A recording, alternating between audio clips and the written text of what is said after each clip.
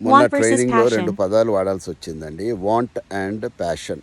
Different సందర్భాల్లో వాడాను. ఒక అబ్బాయి చివరిలో నాకు ఒక మంచి ప్రశ్న వేశాడు. సార్, వాంట్ అని ఒక చోట వాడారు ఆ సందర్భాన్ని బట్టి, ఈ ప్యాషన్ అని వాడారు, ఈ 2 ఒకటేనా అనేసి. అప్పుడు మంచి ప్రశ్న అది. It's really worthy question. నేను అప్పుడు చెప్పినాను అనమాట.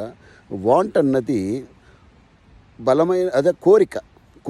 ఇప్పుడు నేను I want to become a doctor, I want to become an engineer, I want to become an advocate, ఈ ప్రకారంగా I want to become an entrepreneur, రకరకాలుగా చెప్పుకోవచ్చు. అంటే అది లోపట తనకి కోరిక ఉంది అంతే.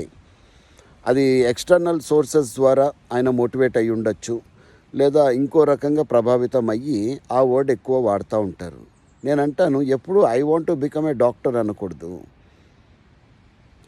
I have a passion to become a doctor అన్నారు. ఆ ప్యాషన్ అంటే ఇంకా బలమైన కోరిక అనమాట. ప్యాషన్ అంటే ఆ ప్యాషన్ అన్నది ఎట్లుంటుందంటే ఇన్స్పిరేషన్ లాగా ఉంటుంది.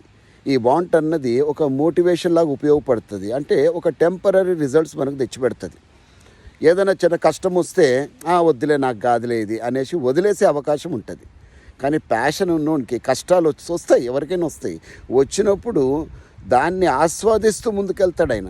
ఆగిపోడు కష్టం వచ్చింది కదా అని. ఆయన మెంటల్గా ప్రిపేర్ అయిపోతాడు. నేను ఇది నెరవేర్చుకోవాలి అంటే ఇలాంటి ఇబ్బందులు వస్తాయి, గ్యారంటీగా వస్తాయని మెంటల్గా ప్రిపేర్ అయి ఉంటాడనమాట ప్యాషన్ ఉన్న వ్యక్తి.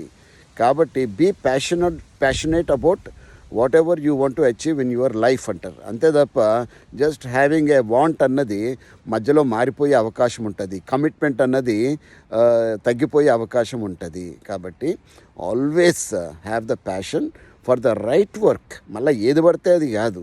You should be passionate about right goals and right dreams. You will achieve excellent success.